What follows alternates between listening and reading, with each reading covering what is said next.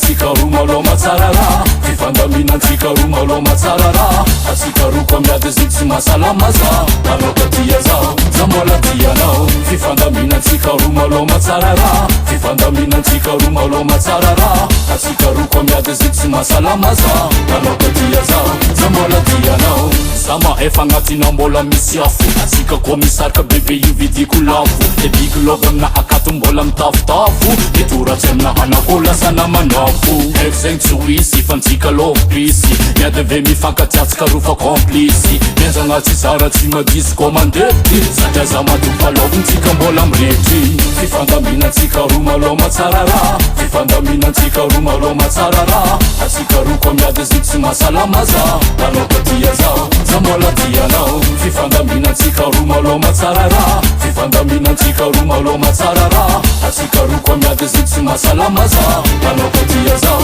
za mbola tianao Renko mavestra, loko kara eftra Asika roa koa fa mimaloza kara tsy setra Kaza itany bebe fa foana mitsiky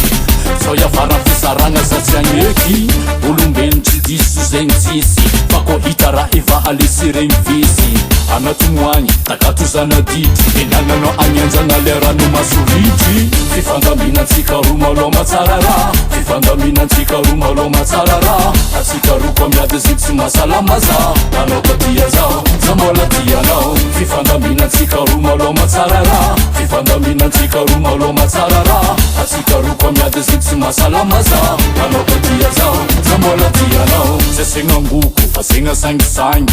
Sesegna popo, fa dreko anao magnangy